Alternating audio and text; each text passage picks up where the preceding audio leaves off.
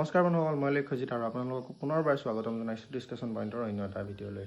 তো বন্ধুসকল, আজি হৈছে ছেপ্টেম্বৰৰ 4 তাৰিখ আৰু যিহেতু এছ টিৰ যিসকল ল'ৰা সেইসকলৰ ৰানিং বৰ্তমান চলি আছে।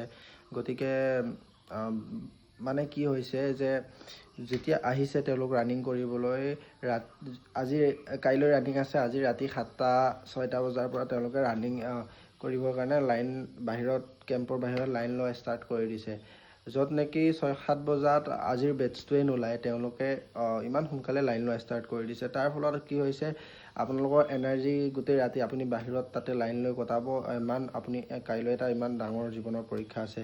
আপুনি আজিৰ পৰা যদি লাইন লৈ থাকে, আপোনাৰ গোটেই এনাৰ্জি খতম হৈ যাব আৰু আপুনি কাইলৈ ৰানিং কৰিব নোৱাৰিলে। সেইটো কাৰণে এইবাৰ বেছিভাগ ফেইল হোৱা দেখিবলৈ পোৱা গৈছে। মানে বেছিভাগ নহয়, এইবাৰ যিহেতু ৰানিঙৰ কাৰণে ইমান সোনকালৰ পৰা লাইন লৈছে, গতিকে ৰাতিপুৱা এনাৰ্জি খতম হৈ গৈছে আৰু দৌৰিবলৈ তেওঁলোকে কোনোবা মূৰ ঘূৰাই পৰি গৈছে, ডিহাইড্ৰেশ্যনৰ প্ৰব্লেম হৈ গৈছে।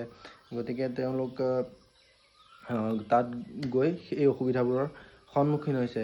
গতিকে মই মোৰ ফালৰ পৰা আপোনালোকক এটা ছাজেষ্ট কৰিব পাৰোঁ যে আপোনালোকে সেইটো কাম নকৰি আপোনালোকে প্ৰায় ৰাতি 2টা বজাত পাৰিলে আহক, 3টা বজাত আহক, আপুনি ৰানিং কৰিবলৈ পাব। আৰু এতিয়া প্ৰচেছবিলাক যিহেতু এনেও সোনকালে হৈ আছে, চবকে সোনকালে দৌৰাই আছে, আগবেলা ভাগতে দৌৰাই আছে, ঠিক আছে।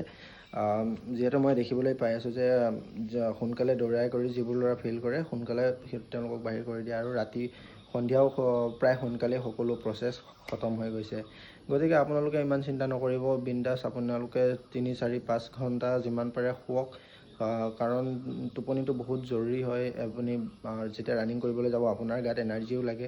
গতিকে এইবোৰ কথা অলপ ধ্যান ৰাখি আপুনি যদি ৰানিং কৰে, আপুনি কেতিয়াও ফেইল নহয়। আৰু যদি আপুনি ভাল প্ৰেক্টিছ কৰিছে তেতিয়া ঠিক আছে। গতিকে এইবোৰ কথা আপোনালোকে মনত ৰাখিবলৈ চাব, যাতে আপুনি কোনো অসুবিধাৰ সন্মুখীন নহয় আৰু যাতে আপুনি ধুনীয়াকৈ ৰানিংটো পাছ কৰিব পাৰে।